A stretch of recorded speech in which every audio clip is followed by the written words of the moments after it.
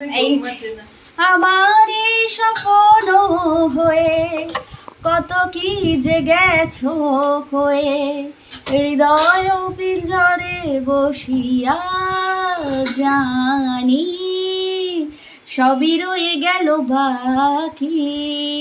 রান্না করছি বন্ধুরা, মনে কি লাড্ডু ফুটছে।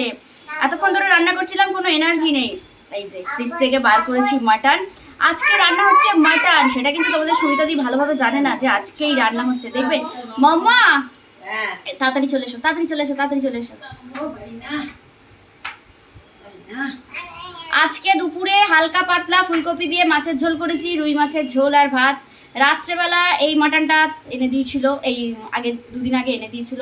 আজকে এই মাটনটা করছি। তোমার ছেলে বলেছে এটা রাতে পরোটা দিয়ে খাবে, বাট আমি পরোটা খাবো না, আমি রুটি খাবো। তুমি কি রাজি? আমি রাজি। কিসে রাজি? পরোটায় না রুটিতে? না না, পরোটা তোমাকে রুটি দেবো আমি। তুমি পরোটায় যাচ্ছ কি করে? আমি বলছি মাটনটা ভালো লাগছে, মানে এনেছি মাটনটা রান্না করছি। দেখেই তো মনটা ভরে গেল। একটু বলো বলো। এরপরে আবার রান্না হবে, একটু বলো বলো। কষিয়ে মজিয়ে রান্না করবে বৌমা। বলো বলো বলো, শুনতে ভালো লাগে। বৌমা আবার দারুণ রান্না করে। আচ্ছা কেমন? বৌমার হাতে রান্না খাওয়ার পর আর আমার হাতে রান্না আমার ছেলেরও ভালো লাগে। তুমি ভুলে গেছো রান্না? সেই তো বাঁচা গেছে। ভাবো ভাবো। আরে বন্ধুরা, আজকে আদা রসুন ঘষতে ঘষতে না আঙুলটা পুরো দপদপ করছে।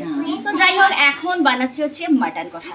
প্রতিবার না একই রকম হয়ে যায়, মানে আমি চিকেন বানালে আলাদা আলাদা হবে, মানে আলাদা আলাদা করতে হবে, এক একদিন এক এক রকম টেস্ট।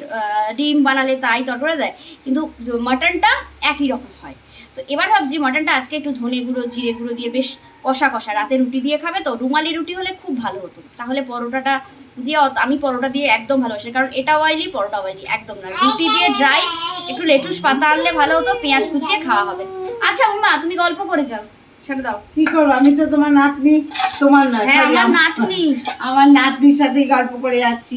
হ্যাঁ, আমার নাতনি এখন ভালো সেটা, তার কথা শুনবো না তোর কথা শুনবো? আচ্ছা মাম্মা শোনো, তোমাকে একটা কথা বলি। এই এই এই এই পড়ে গেল গো, তো খালি জল নিচ্ছি আর হাতে। শোনো, তোমাকে একটা কথা বলি। হ্যাঁ, তোমাকে যদি বলি আমি যে তুমি এক সপ্তাহ নিজের হাতে পুরো রান্না করে খাও।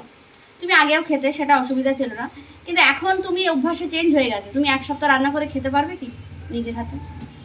জানি না, রান্না ভুলে গেছি, অভ্যাসে চলে গেছে। তাহলে আর ওসব বলে গল্প করে লাভ নেই, এখন তুমি রান্না করো।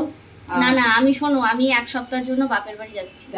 তুমি এক সপ্তাহ বুঝে নেবে সংসারে কি রান্না হবে না হবে। আমি একদম নেই, ফোনও করবো না, নিয়ে যাস, আমি এসে দিতেও আসবো না। আমি বলে দেবো তুমি আমাকে মতামতটা বিকেলবেলা জানিও, ঠিক আছে বন্ধুরা?